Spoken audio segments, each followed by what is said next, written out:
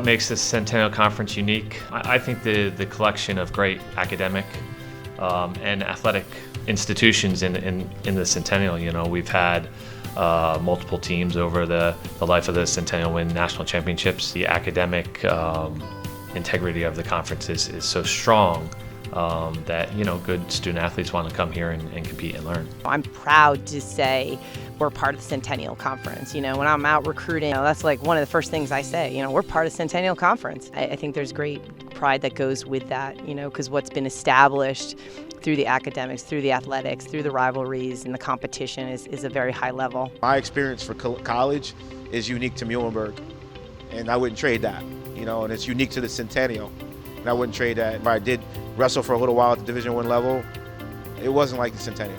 And I think that's what makes it unique. Having people that care about you, having those life-changing moments, having a place that you can call home, all those things I think are uniquely important. Look at the history of that and the schools that have stayed in the Centennial, started in it, and are still here. You know, that's just awesome, that history. You hear on the recruiting trail or talking to families that, you know, they talk about the conference, not just your school, and how strong it is academically and certainly on the soccer side. And we have multiple sports that have, you know, getting multiple teams into the NCAA tournament across the conference. When we go out to regionals, when we go out to NCAAs, if you look in the corner of a Gettysburg kid or a Sinus kid, you'll see other coaches from other teams in the conference standing in the corner. So to have that when we go other places, there was a certain bond and camaraderie. I see my guys, you know, they know each other through club soccer, so there's handshakes and hugs after games. You know, they go study abroad, and I know we had a couple of guys just abroad last semester in Denmark with Swarthmore and other teams. They know each other, they've played together, or, you know, just competing for 4 years and kind of give that respect. You know, you go at it on the field, but afterwards, there's that respect there for the conference. And I think once we get into the national, the NCAA tournament, I think there is a level of we root the other Centennial teams on. One of my mentors who actually just retired, Carol Cantelli, who was the head coach at Gettysburg, really helped the conference, especially for women's lacrosse, and was always a voice for how can we be better as a conference. You know, it wasn't just about her program winning. She said, how can we get the best representation of the conference? And that's something that definitely rubbed off on me. I think the best days of the Centennial are ahead of us. And to see the success at some of the schools, some of the women's soccer teams are just phenomenal. Field hockey. So I think in that level, we've kicked it up a notch, conference-wise. And I think that goes to the whole familial thing. You know, one school challenging the other school to get better. In 1994, I was a freshman, so a year after the Centennial was born. I was very fortunate to be part of 3 championship teams in 4 years. Go to 4 NCAA tournaments and a Final Four.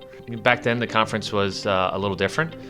There were only 3 full-time head coaches: Muhlenberg, Gettysburg, Hopkins, and it was kind of a 3-horse race for a while until I think the conference realized that, or certain institutions realized, we can be really good in soccer and other sports if we have full-time coaches, and they kind of went down that road. And now we see how strong the conference is, you know, across the board. When a recruit asked me, well, who's your top rival? I'm like, everybody in the conference. Like, we get up to play everybody in the conference because we know they're all that good. There's definitely some very fond memories of playing. I played both field hockey and lacrosse, so we got some fun, victories in field hockey too when I was there, winning the conference, and I went back and I coached at Gettysburg, so we had some victories there too, which was really fun. You know, winning the conference is a pretty awesome thing. We've had some fun memories too. I did beat Gettysburg right here on this field, so that was a wonderful, fun memory for sure. A lot of the schools now are into diversity and inclusion, equity, and I think that's super important,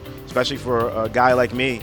I mean, when I was here, I walked on the football field and there was 2 freshmen that were African American. But to see that happening more and more over the conference, I think that's huge. Facilities, right? Facilities, you know, compared to what I played on when I was here, what the student athletes are playing on now is tremendous. Diversity within the programs. All the coaches are trying to make the teams look like what the world looked like. When you have the foundation of the community, like you have that foundational piece, the people that, you know, care about the student athletes, want their academics to be top notch, that's the great recipe for continued success for the Centennial. But I think that's why you have coaches that stay for 30 years. I think that's why you have a guy like Steve Nemes, who was my trainer when I was here. He just retired last year, still coming back. Well, congratulations, Centennial Conference, on 30 years, and best of luck in the next 30. So I want to congratulate the Centennial on a strong 30 years and wish 30 more. Congratulations, Centennial Conference, on 30 years of success, and here's to 30 more.